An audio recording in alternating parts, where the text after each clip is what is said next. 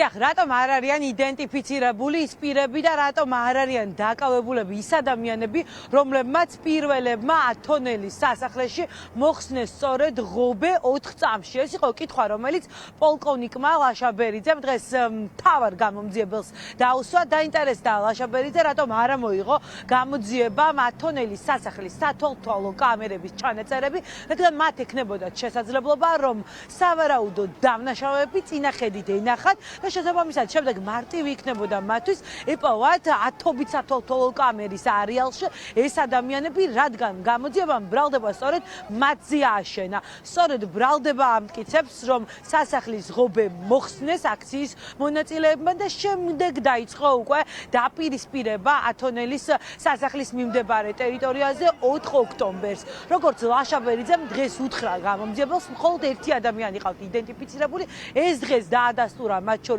პროკურატურის მოწმემაც და თავი იმით იმართლა, რომ ადამიანებს, რომლებიც იმყოფებოდნენ ათონელის სასახლეში და თავდაპირველად სწორედ ისინი იყვნენ ხალხი, ვინც ღობე მოხსნეს, ეკეთათ ნიღბები და მათი იდენტიფიცირება ვერ შეძლეს. თუმცა დღესვე სხდომაზე გაირკვა, რომ მათ ბევრი არც არაფერი გააკეთეს, რომ ეს ადამიანები ეპოვათ. ლაშაბერიძეს, პოლკოვნიკ ბერიძეს აქვს დასაბუთებული ვარაუდი, რომ თავად საგამოძიებო უწყებას არ სურს მათი პოვნა, რადგან მიაჩნია, რომ ქართულმა ოცნებამ მახე დაუგო აქციის მონაწილეებს, წინასწარ გადაჭრეს ღობე და შემდეგ პროვოკატორები შეაგზავნეს იმისთვის, რომ სწორედ ეს ღობე მოეხსნათ პირველ რიგში. ეს სასახლის ღობე არის ფეი. რამდენიმე ადამიანი მივიდა, მიაწვა რა არის გაგაკეთა და ეს ღობე გადააგდება. ეს მომენტი, ეს ვიდეო გააქვთ ნახი. რომელი პლატფორმის ვიდეო გააქვთ? რამდენმა ადამიანმა გადააგდება ღობე? რამდენი აზრია პირველ ჯერზე რამდენი კაცი მივიდა ღობე გადასამდა? ამას რამდენი კაცი მივიდა? რამდენი მივიდა? ეჯაჟურებული მაგრამ ციგობი დაზიანება შეგვიძლია სავარაუდო განიცდიდა. რამდენმა კაცმა მოვიდა ხე ამის ვიდეო, ფოტოსურათი, ამეფიქსირება გადაჭრია? დიახ, მაგას გეუბნები, მანამდე ხდებოდა ის ამის ვიდეო ხალხი არის ეს ხდება სადღაც 3 წუთის განმავლობაში მას შედეგად ტრიბუნაზე განცხადება აკეთებდა პრეზიდენტის სასახლის ხარები. მე გეტყვით საერთოდ მიყავს საუბარი კონკრეტულ კითხვებზე. რამდენი ადამიანი მივიდა, მიაწვა ღობეს და გადაამგზავნა? რამდენი? რატომ არის? ყველა ადამიანი ვინც მივიდა, მიაწვა იმ ვიდეოს მიხედვით, რაც თუნდა საქმეში და ძალიან მოხარის რა თქმა უნდა. იდენტიფიცირებული არის? შეიძლება რა თუ იდენტიფიცირებადი იყო იმ მომენტში ვინმე ვინც ჩადის დაშოს ყოველ იდენტიფიცირებული. შეიძლება იზრდება, არის ძალიან არაპროფესიონალური პასუხი თქვენი დონის უფროსი გამოძიებისგან, რომელიც გამოძიებას და ის არის რამდენი კაცი მივიდა და ეჯაჟირებულა უბეს ვიდეო განხორციელებული და რეალურად შევიდა და ზუსტად ვერ გეტყვი 4-5 კაცი იდენტიფიცირებული ამ 4-5 კაციდან რამდენია ერთი ბატონო კონსტანტი ერთი კაცი ერთადერთი მიზეზი რატოს გამოძიებას არ ყავს ეს არის იდენტიფიცირებული იმიტომ რომ ესეთი არის ჩანერბილი აგენტური ეს შეგვიძლია პირველ ეტაპზე არ დავსვი არავის სოლიარული ექსპერტი დამოსვა და რაღაცა დაეჭირა და დღეს ვინმე თქვენ არ აქვს ბატონო კონსტანტინე იდენტიფიცირებული და ინტერესი არ აქვს მაგათიმა რაშენი ასეთი ინტერესი არ აქვს და ასეთ გამოძიების გამოძიებები როგორ გეხავს გამოძიების გამოძიებები ეხლა იურისტი არ არის მაგრამ შენიც არ არის თქვენ ახლა ტელეგრამ არხზე გავრცელებული აუდიო ჩანაწერი მოისმინეთ მოწმის დაკითხვიდან მთავარ გამომძიებელს 4 ოქტომბრის დიდი შეკრების საქმის კონსტანტინე კერესელიძეს კითხვები დღეს დაუსვა დაპატიმრებულმა პოლიტიკოსმა ირაკლი ნადირაძემაც ის რამდენიმე საკითხით დაინტერესდა მათ შორის აინტერესებდა ნადირაძეს ჩაატარა თუ არა საგამოძიებო ექსპერიმენტი საგამოძიებო უწყებამ და ნახეს თუ არა რამდენ ხანში შეიძლება 4 ადამიანმა მოხსნას სტრატეგიული ობიექტის ღობე. ამასთან ერთად ნადირაძეს აინტერესებდა რა იცოდა საგამოძიებო უწყების მთავარმა გამომძიებელმა 4 ოქტომბერთან დაკავშირებით, როდის დაანონსდა ეს საპროტესტო აქცია და მათ მიერ გაკეთებული განცხადებები შეიცავდა თუ არა დანაშაულის ნიშნებს. რა პასუხები მიიღო ირაკლი ნადირაძე მთავარი გამომძიებლისგან, ამას ახლა თქვენ მოისმენთ ტელეგრამ არხზე კიდევ ერთი აუდიო ჩანაწერი გავრცელდა. ზედამხედველობას ვახორციელებ, ბრალდებას ვახორციელებ მოცემულ შემთხვევაში ამ სისხლისამართლის საქმეზე, შესაბამისად ინფორმაცია შემიძლია მოგაწოდოთ ამ სისხლისამართლის როგორ არის ბატონო მოიჟა. ეს არიან ადამიანები, რომლებმაც მოხსნეს სექცია და დაიწყო ძალადობა, როგორც თქვენ ამბობთ, ხო და დანაშაული. არაერთი პირია იდენტიფიცირებული.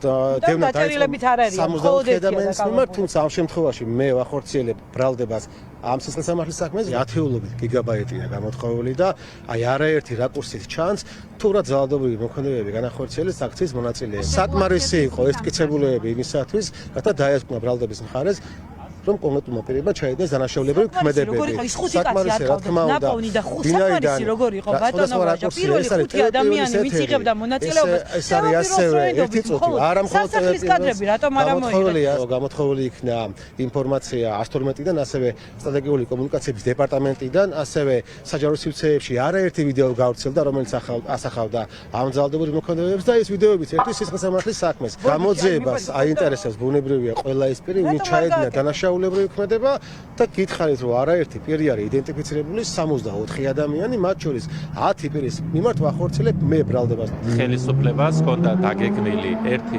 სრული პროვოკაცია, რომელიც გამარეობდა შემდეგში, ღობის წაქცევის შემდგომ მათ ჰქონდათ განცდა, რომ გაცილებით მეტი, შესაძლებელია 1000-ობით ადამიანიც კი ეცდებოდა პრეზიდენტის ადმინისტრაციის ეზოში შესვლას, რაც გაცილებით მძიმე შედეგებს გამოიწვევდა როგორც აქციის მონაწილეების მხარეს, ისე პოლიციელების მხარეს, რომლებიც აბსოლუტურად დაუცველი შიშველი ხელებით ყავდათ პრეზიდენტის ადმინისტრაციის ეზოში გამოყვანილი. ანუ პროვოკაციის არსი იყო ის, რომ მათ ფაქტობრივად გაწირეს საკუთარი პოლიციაც, გაწირეს ქვეყანა. ეს საქმე არის ძალიან ნაჩქარევად, არაკვალიფიცირებულად შეკერილი საქმე, რომელსაც არავითარი სამართლებრივი და ფაქტორიული საფუძვლები არ გააჩნია. უფრო მეტიც მე თქვენ შეგახსენებთ, რომ მოყავთ ხოლმე მოწმეები, რომელთაც არავითარი კავშირი არ აქვთ ამ საქმეში. ანუ მე გამიჭირდება რაიმე ისეთი მტკიცებულების დასახელება, რომელიც წესიერად არის, რომელიც კანონდადგენელი წესით არის მოპოვებული, დამაგრებული საქმეზე და შემდეგო გამოკვლეული. არც ერთი მტკიცებულება ასეთი არ არის. უფრო მეტიც ყველა მტკიცებულებაზე ჩვენ შეგვიძლია ჩამოვყვეთ და სია ჩამოვწეროთ, ან ჩამოვთვალოთ იმ დარღვევებისა, რომელიც ამ საქმეში იყო. მაგალითად თქვენ ახლა მხარეთა შეფასებები მოისმინეთ სასახლის ღობის საქმესთან დაკავშირებით, რაც ყველაზე მნიშვნელოვანი იყო, პროკურატურა ვერ ამბობს, რა იყო მიზეზი, რის გამოც ათონელის სასახლიდან სათვალთვალო კამერის ჩანაწერები არ გამოითხოვეს. არწმუნებენ საზოგადოებას, რომ თითქოს ძალიან ბევრი კადრები ჰქონდათ საქმეში, თუმცა ეს მათი განცხადება პირდაპირ არის დამადასტურებელი იმის, რომ პოლიტიკური ნება არ არსებობდა იმ ადამიანების იდენტიფიცირების, რომლებმაც პირველებმა მოხსნეს სწორედ სასახლის ღობე პირველ 4 წამში. პროკურორი ცდილობს იმართლოს თავი, რომ თითქოს ის მხოლოდ 10 პირის საქმეში არის ჩართული, თუმცა ეს ის პროკურორია, რომელიც ზედამხედველი პროკურორი არის 4 ოქტომბრის საქმის შესაბამისად, მას ყველა კითხვაზე პასუხი უნდა ჰქონოდა. ახლა ჩვენ შეგვიძლია მოვუსმინოთ ირაკლი ნადირაძეს, რა კითხვები ჰქონდა მას მთავარ გამომძიებელთან. მე მაინტერესებს თქვენ თუ იცით პირველად როდის დაანონსდა 4 ოქტომბერი. როგორც მახსოვს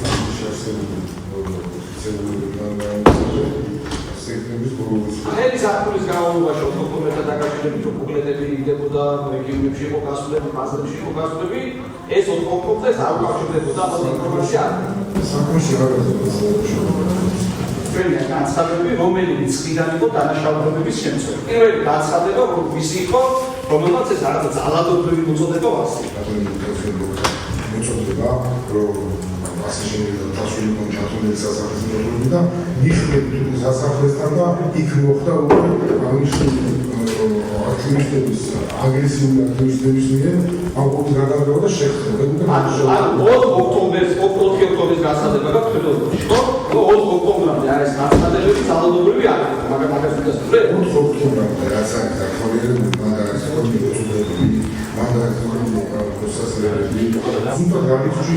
ჩემი რომელი განცხადება გასულ, სადაც ძალადობრივი მოწოდება იყო, ძალადობრივი მოწოდება იყო და ეს გახდა საფუძველი ჩემს მიმართ პირადად, მათ შორის აღძრული საქმე ძალადობრივი მოწოდების მიმართულებით.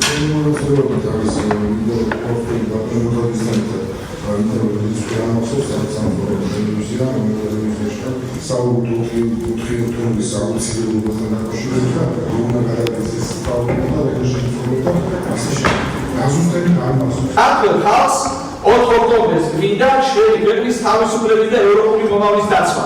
ბიძინა ივანიშვილს უნდა მოპარული მილიარდების დაცვა. აი ეს კონკრეტული დოკუმენტი რატო გიდეთ, დანაშაულის შემცველია რაიმე? შეიძლება დანაშაულის შემცველი არ არის, მაგრამ საერთო უთანამშრომლობაში დანაშაულის შემცველი არ არის,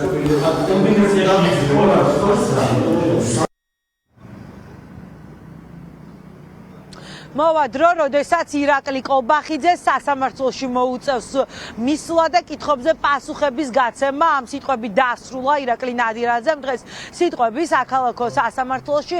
მან თქვა, რომ კობახიძე არის ადამიანი, რომელმაც აღნიშნა, რომ აქციის მონაწილეებს სურპრიზ დაახვედრებდნენ და შესაბამისად ფიქრობს, რომ ის ძალიან დიდი ინფორმაციის მატარებელი არის. სხვათა შორის მოწმე, რომელიც გამოიკითხა, რომელიც მთავარი მოწმე იყო, სწორედ საგამოძიებო უწყების ოქროს მოწმედ წოდებული გამომძიებელი, დღეს ბევრჯერ აღმოჩნდა უხერხულ მდგომარეობაში, მათ შორის მაშინ, როდესაც ბრალდებულმა ირაკლი ჭკვირკიამ სთხოვა, რომ ბრალდებულებიდან მას დაესახელებინა, ვინ იყო ირაკლი ჭკვირკია, თუმცა ეს გამომძიებელმა ვერ გააკეთა, არადა მანამდე სასამართლოს უმტკიცებდა, რომ სწორედ ის იყო ჩართული ბრალდებულების იდენტიფიცირებაში და ყველასთან დაკავშირებით ჰქონდა ინფორმაცია. მათ შორის გამომძიებელმა სასამართლო პროცესზე კიდევ ერთხელ გაიმეორა სხვა მოწმეების მიცემული ჩვენება, რომ სასახლის ღობე ნივთმტკიცებად ამოღებული არ არის, რომ ის რიტუალების სასახლეში ინახება ახლა და რომ ის გადაჭრასთან დაკავშირებით ექსპერტებმა ფოტოსურათით